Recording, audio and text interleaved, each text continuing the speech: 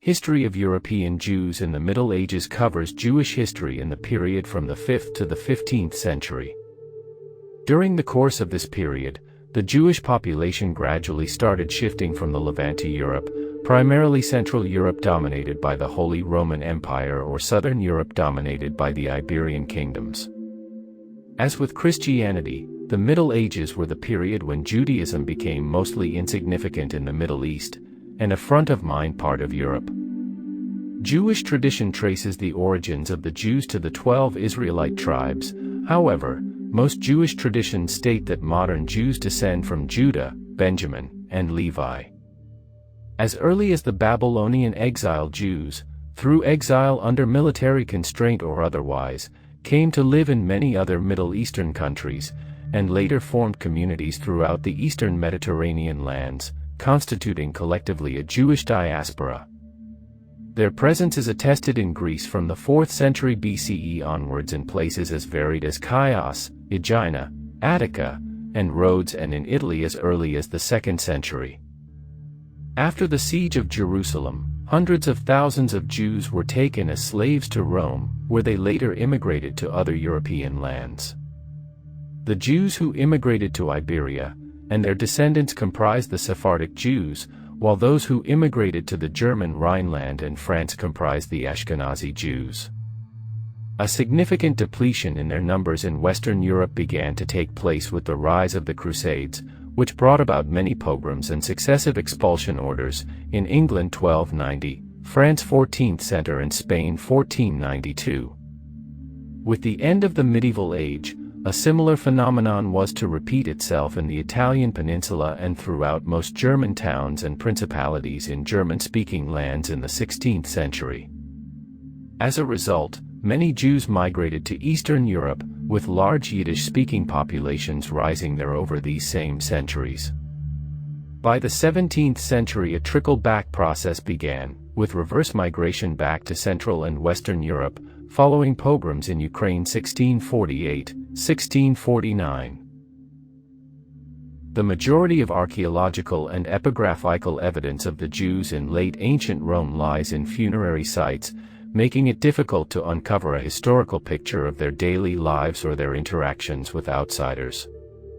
After the decline of the Roman Empire, the Visigoths controlled large portions of former Roman territory, including southwestern Gaul until 507, and much of the Iberian Peninsula until 711. At the start, Jewish communities generally flourished under Visigothic rule in both Gaul and Spain.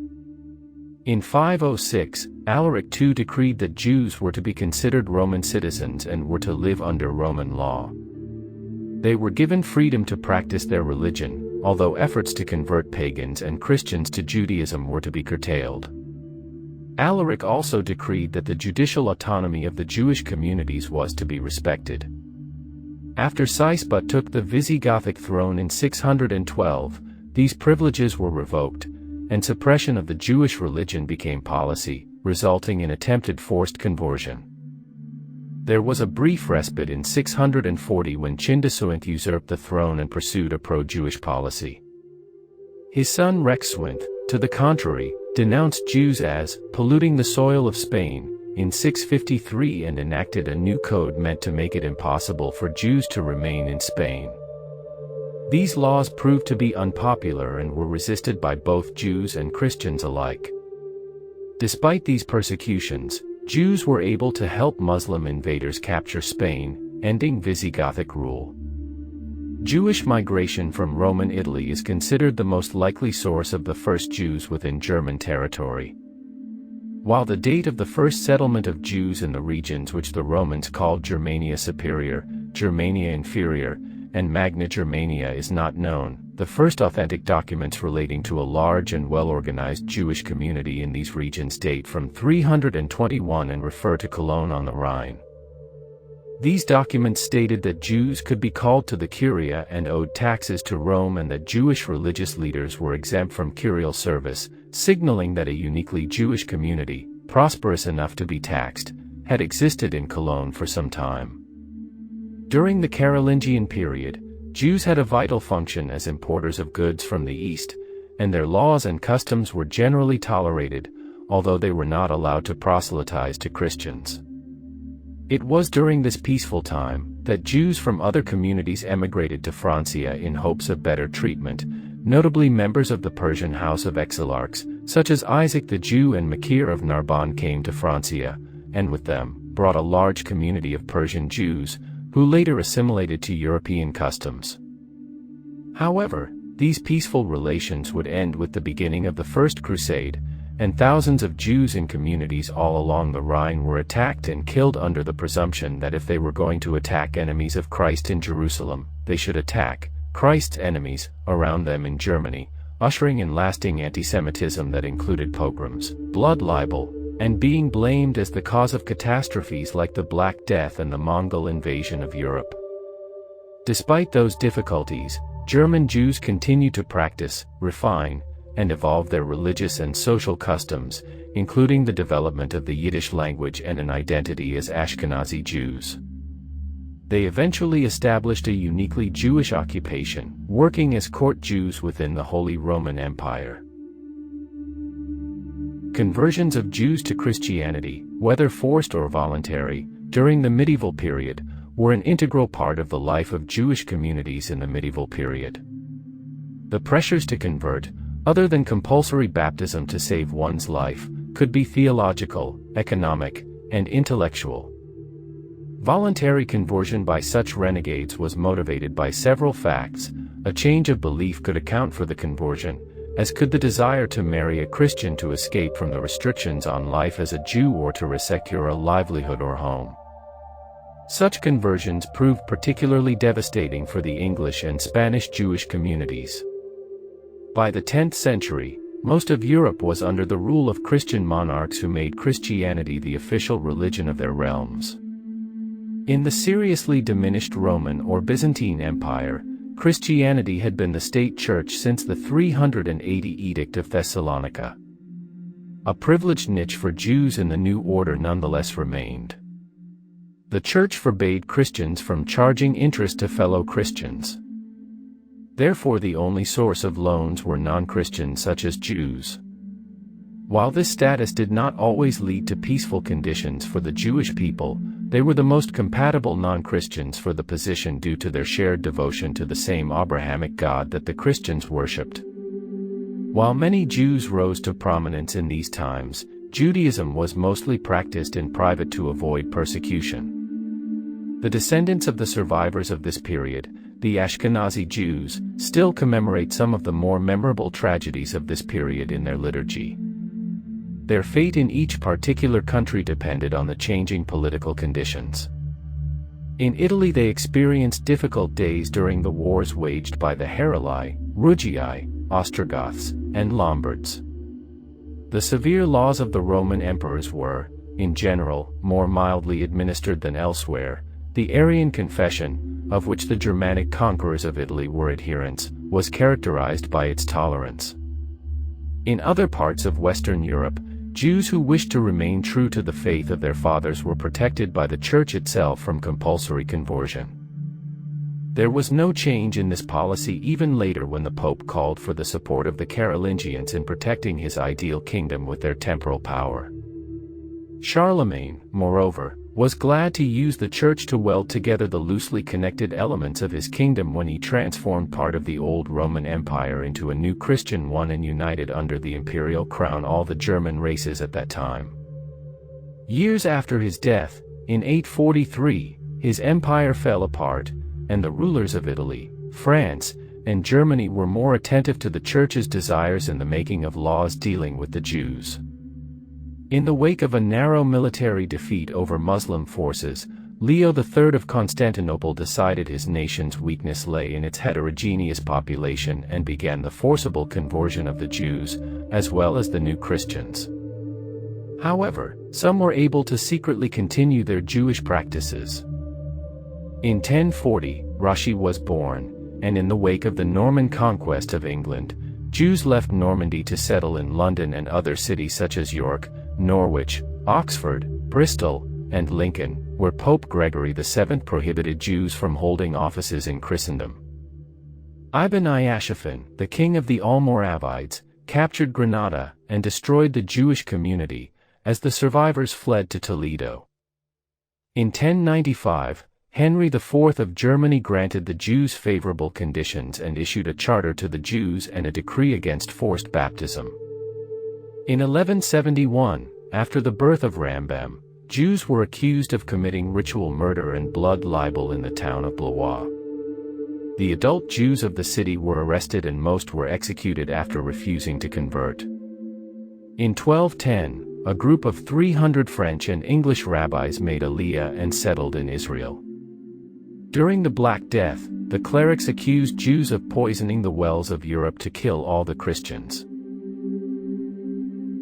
Although the first known mention of blood libel is found in the writings of Appian, who claimed that the Jews sacrificed Greeks in the Temple of Jerusalem, no other mention is recorded until the 12th century, when blood libels began to proliferate. Jews were frequently accused of ritual murder and of using human blood to make matzah. In many cases, these blood libels led to the Catholic Church regarding the victims as martyrs. The Catholic Church canonized children in over 20 such cases. England seems to have counted for the first and most important examples of these. The most influential and widely known of these is Little St. Hugh of Lincoln and Simon of Trent. It gained particular currency because of the intervention of Henry III of England, who ordered the death of the Coping, the first to confess, and a further 91 Jews to be arrested, leading to 18 being executed. Nevertheless, the rest were released despite their conviction, after Monks and his brother Richard interceded. One example of Christian hostility towards Jews is the accusation of ritual murder at Blois. The story follows a Jewish man and a Christian servant watering their horses at the same bend in a river. The Jewish man accidentally scared the Christian's horse with the white corner of his undershirt, and the servant rode away, upset about the frightened beast, and told his master he saw the Jew throw a child in the river. The Christian master, who hated Jews, took this opportunity and had the Jew unlawfully accused of murder. The Christians took the man, along with the Jews who had tried to free him, beating and torturing them in the effort that they would abandon their religion. To no avail, the Jews were burned alive. In some cases, the authorities spoke against the accusations. For example, Pope Innocent III wrote in 1199, "No Christian shall do the Jews any personal injury, except in executing the judgments of a judge, deprive them of their possessions, or change the rights and privileges which they have been accustomed to have. During the celebration of their festivals, no one shall disturb them by beating them with clubs or by throwing stones at them. No one shall compel them to render any services except those which they have been accustomed to render. And to prevent the baseness and avarice of wicked men, we forbid anyone to deface or damage their cemeteries or to extort money from them by threatening to exhume the bodies of their dead." When the Black Death raged through Europe, the charge was given that the Jews had poisoned the wells. The only court of appeal that regarded itself as their appointed protector, according to historical conceptions, was the Holy Roman Emperor. The emperor, as the legal successor to Titus, who had acquired the Jews for his special property through the destruction of the temple in the year 70, claimed the rights of possession and protection over all the Jews in the former Roman Empire. In 1275, Edward I of England issued a decree forbidding Jews from lending money with interest, while allowing Jews to engage in craft, commerce, and farming. The Jews, who were driven out of England in 1290, out of France in 1394, out of numerous districts of Germany, Italy, and the Balkan Peninsula between 1200 and 1600, were scattered in all directions and fled preferably to the new Slavic kingdoms, where for the time being other confessions were still tolerated. Most fled to Poland, as it had a reputation for religious tolerance unparalleled during this era. This religious tolerance may have also been a byproduct of the fact that Lithuania was the last country in Europe to become Christianized. Here they found a sure refuge under benevolent rulers and acquired a certain prosperity, in the enjoyment of which the study of the Talmud was followed with renewed vigor. Together with their faith, They took with them the German language and customs, which they then cultivated in a Slavic environment with unexampled faithfulness for centuries. As in Slavic countries, so also under Muslim rule, the persecuted Jews often found a humane reception, especially from the 8th century onward on the Iberian Peninsula.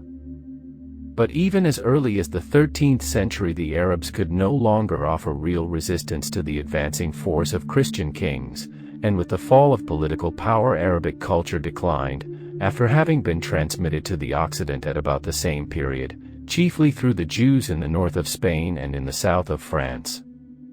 At that time there was no field of learning the Spanish Jews did not cultivate. They studied the secular sciences with the same zeal as the Bible and Talmud. However, the growing influence of the Church gradually crowded them out of this advantageous position.